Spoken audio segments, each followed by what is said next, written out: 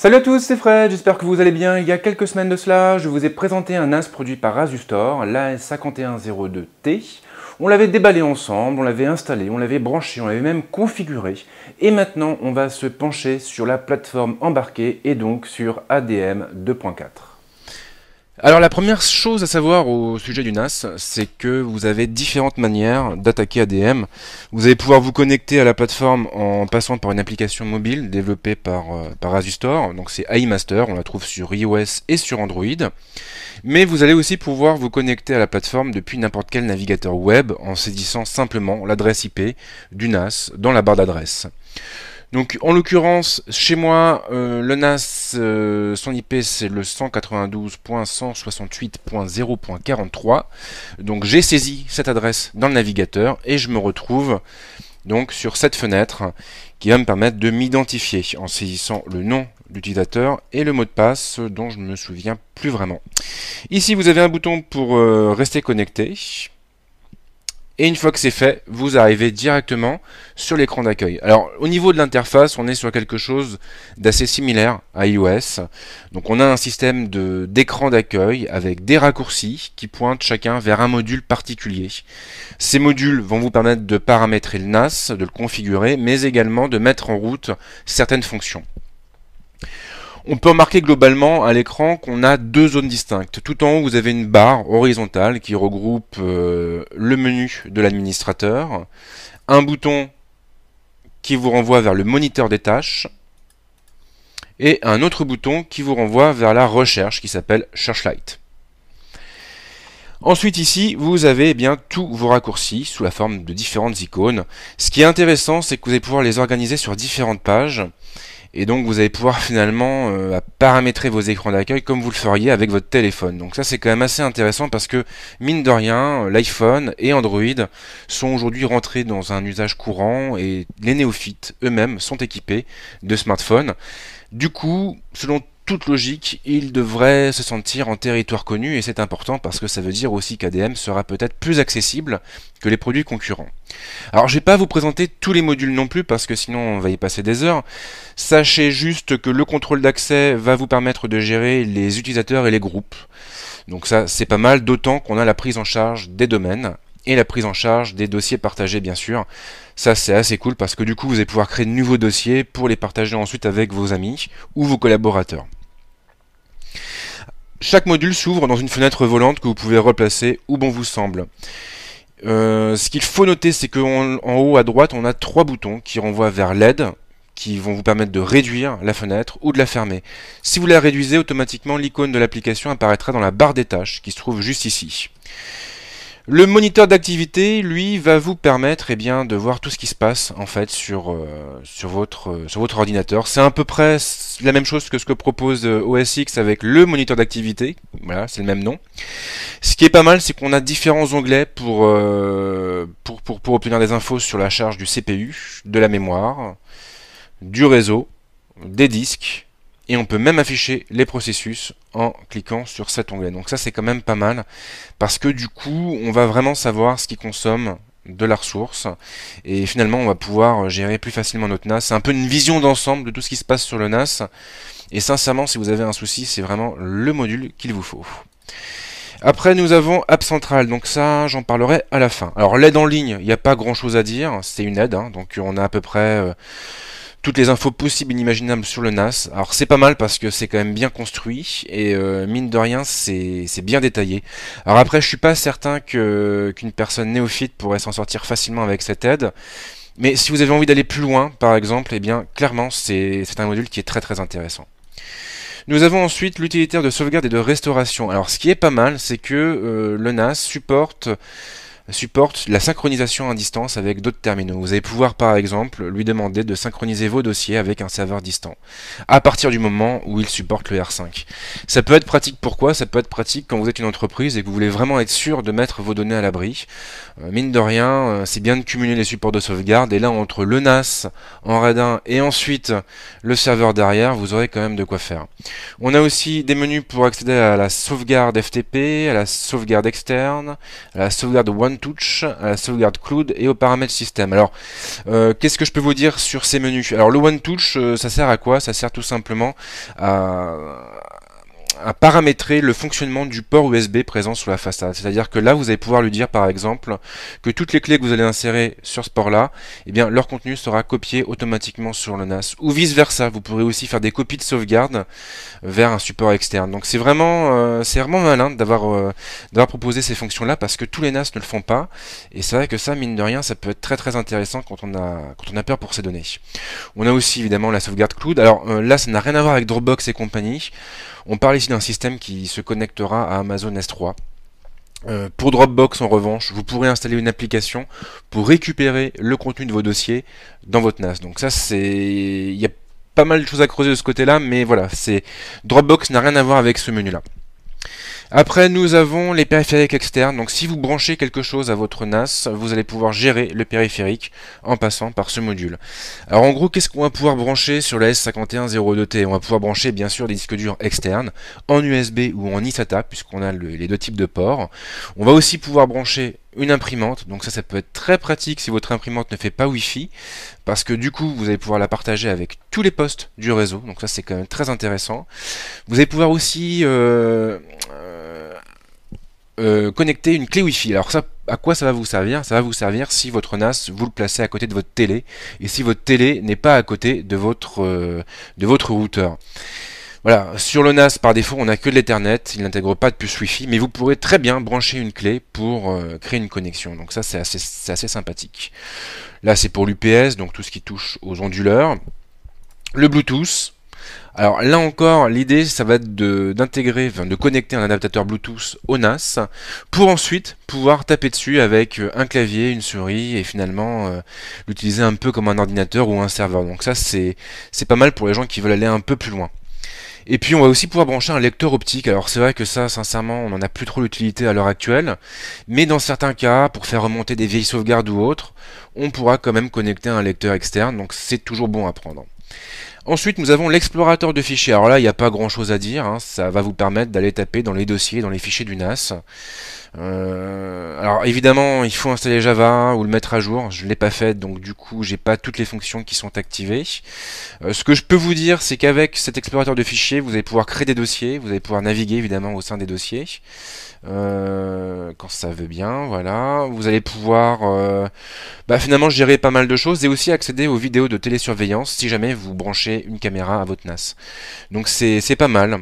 C'est vraiment pas mal. On a aussi un serveur web que j'ai activé et du coup on a un dossier web où on va pouvoir transférer tous nos sites, ce qui nous permettra après de faire nos différents essais. On a un menu pour les périphériques externes, on pourra aussi les explorer à partir de ce module. Même chose pour les lecteurs virtuels, et puis on a les corbeilles et le gestionnaire de partage de quoi? Une grande question. Mais on ne le saura jamais. Attendez. Partage de liens, voilà. Donc ça, je n'ai pas testé.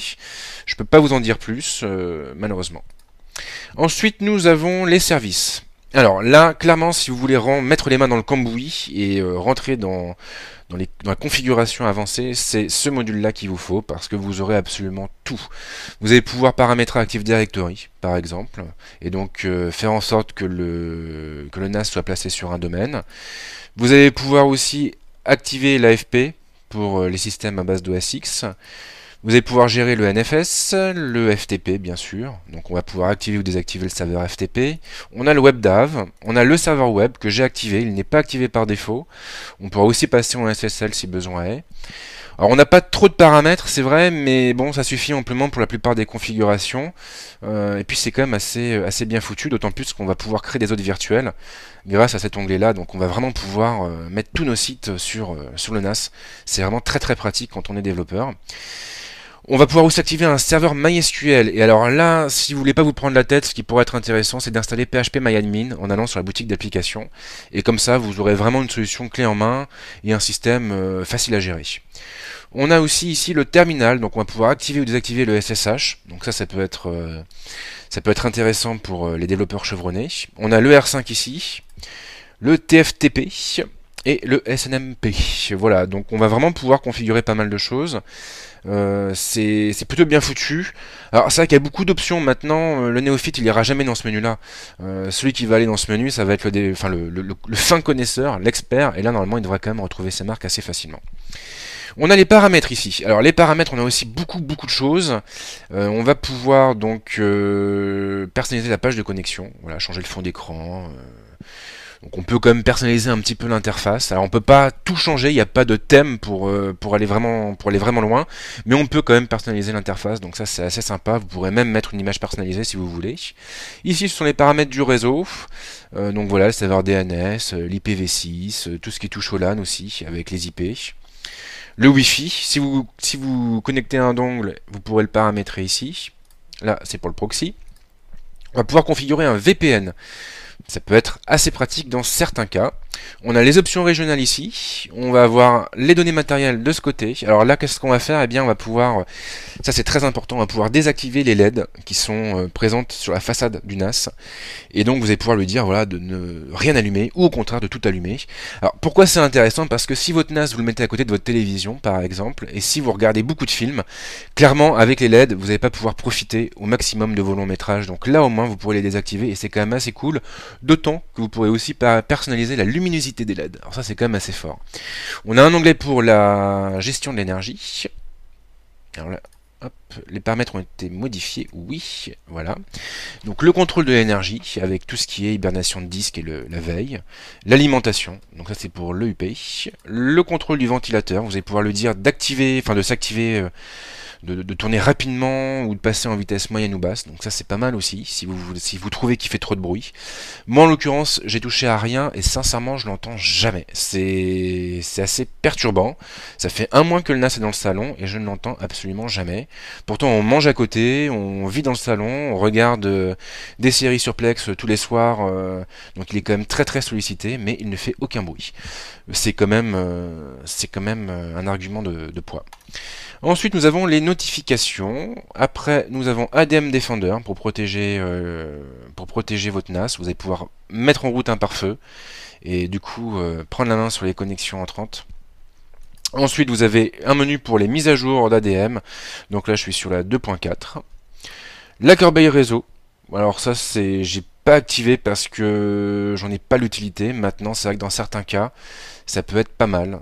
Ça peut être pas mal parce que voilà, les fichiers que vous avez supprimés du NAS, ils ne seront pas directement supprimés physiquement.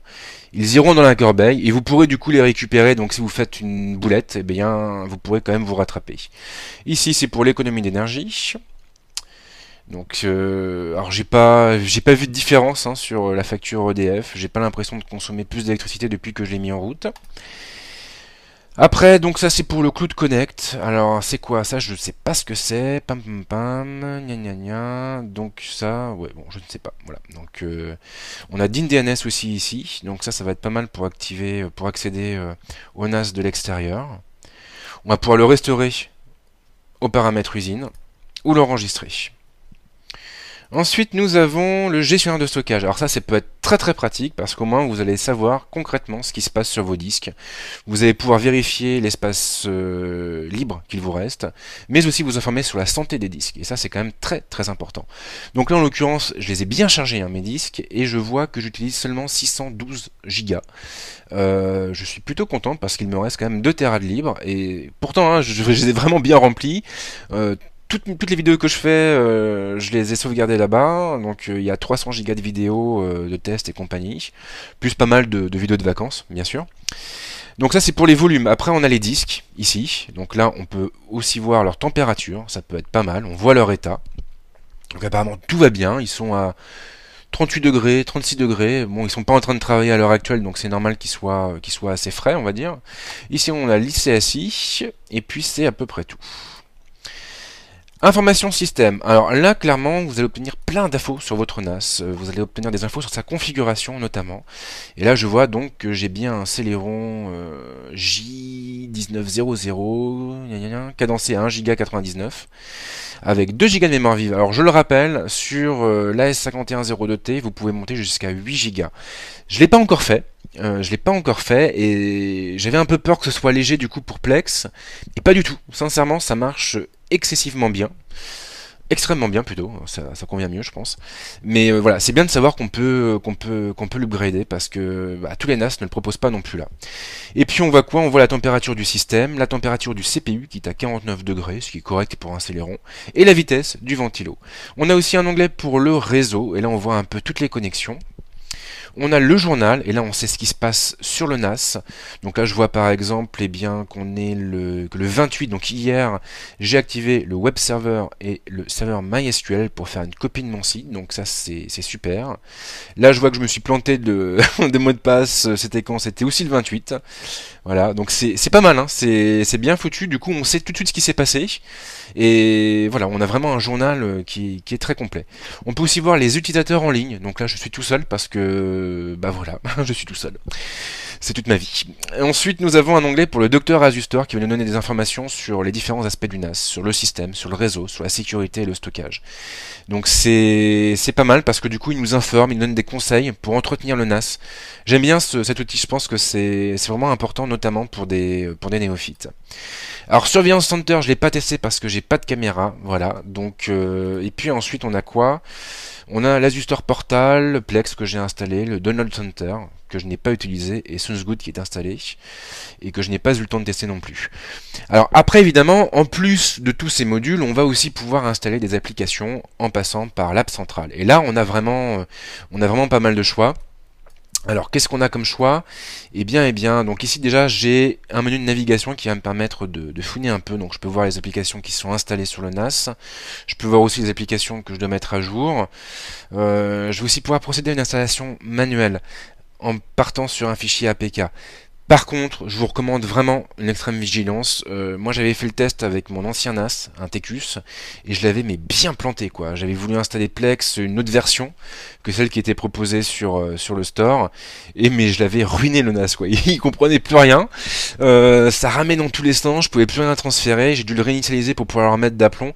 Donc voilà, faites gaffe quand même. Ça, c'est vraiment à réserver aux utilisateurs avertis et pas aux têtes brûlées. On a le journal, donc là on voit ce qui a été installé récemment, et puis bien sûr après on va pouvoir naviguer au sein des applications. On va pouvoir afficher uniquement les applications développées par Asustor, on va pouvoir afficher les meilleures applications, on va pouvoir afficher les dernières applications consultées, ou uploadées pardon. On va pouvoir aussi afficher des catégories pour aller chercher une application spécifique en fonction de certains besoins. Et puis on a même un menu à part pour les applications en bêta. Donc là encore, c'est à utiliser avec prudence parce que qui dit bêta dit version non finalisée.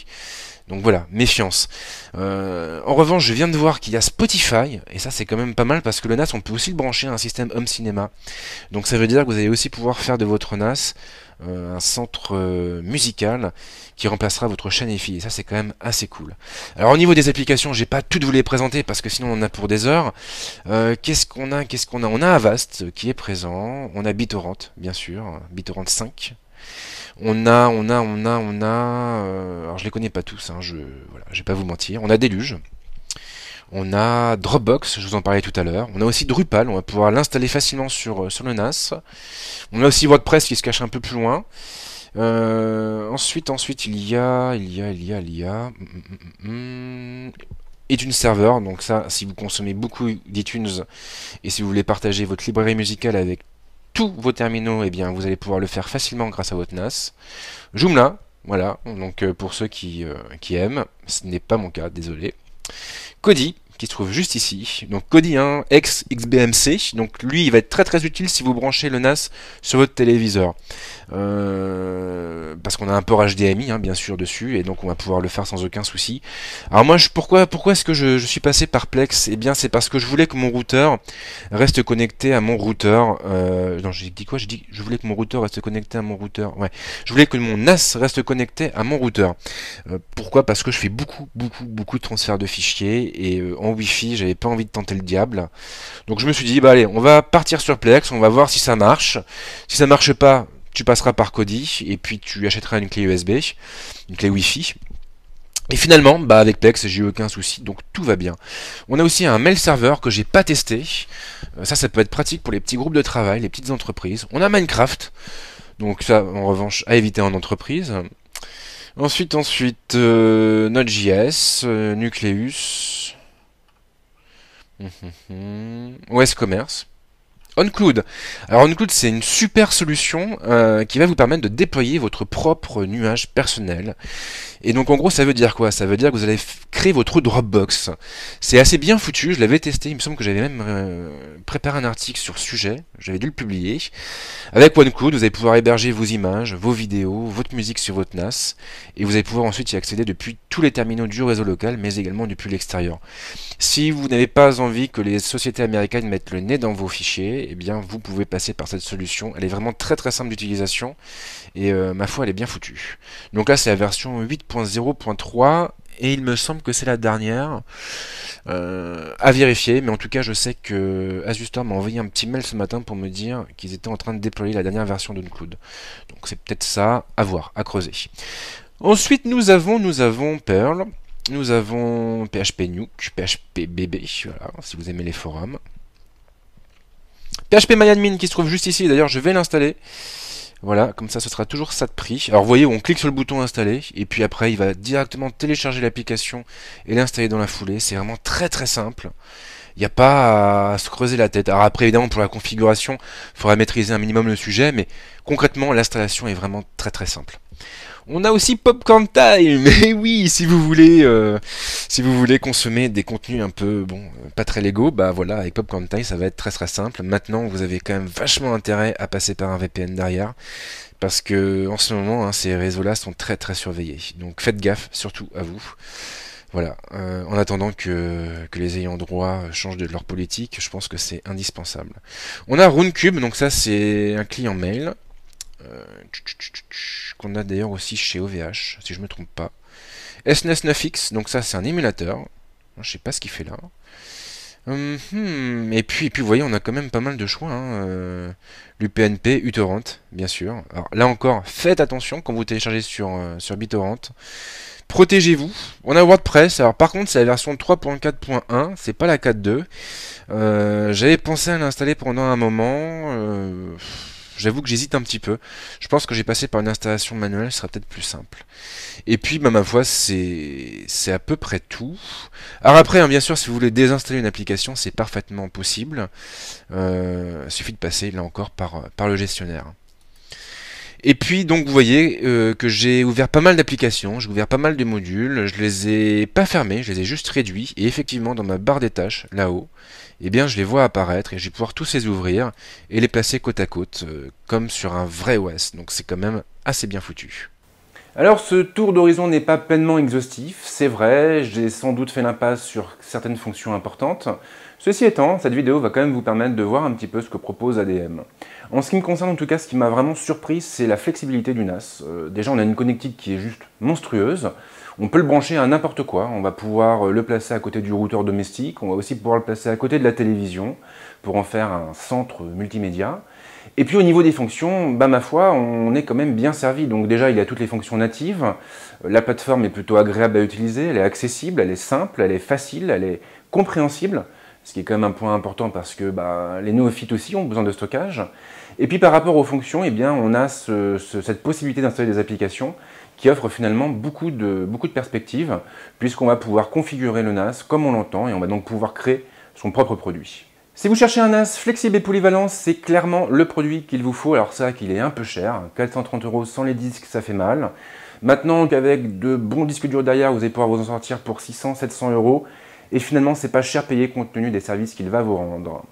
Voilà, et bien c'est tout pour le moment. Si vous avez des questions, comme d'hab, les commentaires sont là pour ça. Et moi, je vous dis à très très vite avec d'autres vidéos. Ciao!